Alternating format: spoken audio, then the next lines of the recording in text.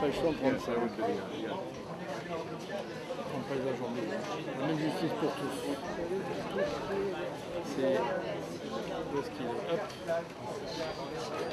I'm also the biographer of... Ce n'est pas une déclaration de candidature, c'est avant tout un témoignage de ce que j'ai pu constater depuis près de 20 ans.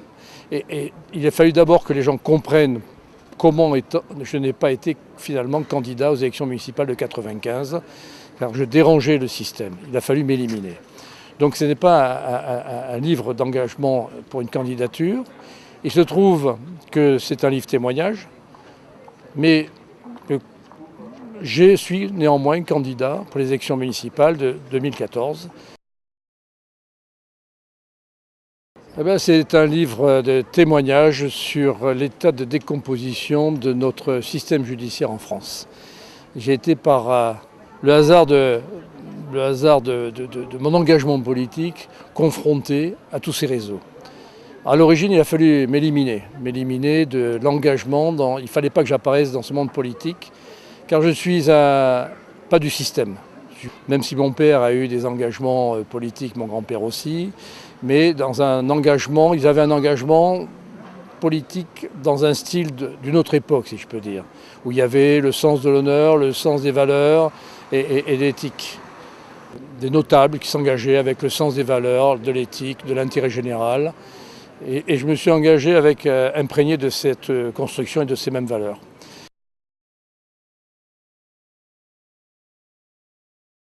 Non, absolument pas. Ce livre dit des vérités et toute personne citée dans ce livre n'est pas un hasard et a vraiment existé, pour éviter que l'on imagine une invention de cette histoire. Cette histoire est la réalité. Je dirais que c'est la triste réalité de l'état de décomposition de notre système judiciaire en France, qui se délite complètement. C'est pas Nice, c'est Grasse, c'est Aix, c'est Bobigny, c'est Cour d'appel de Paris, etc. Partout où je suis allé, j'ai hélas été probablement signalé et donc subi partout les mêmes traitements et des jugements iniques qui sont renversants.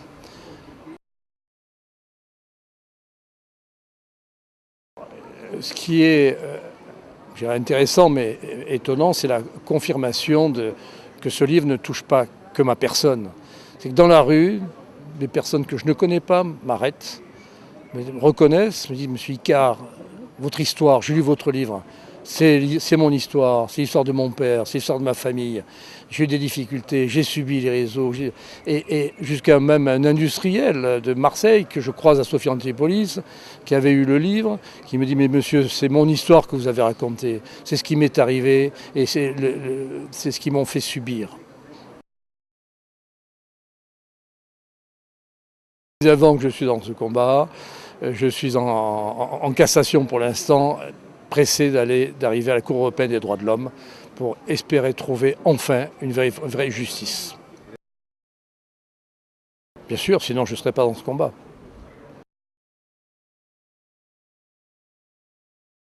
Actuellement, ce que je constate et ce qu'on déplore, c'est que ce système, nous avons à Nice une caricature du système politique que l'on ne veut plus. C'est justement l'absence de valeurs, l'absence d'éthique et l'absence de moralité.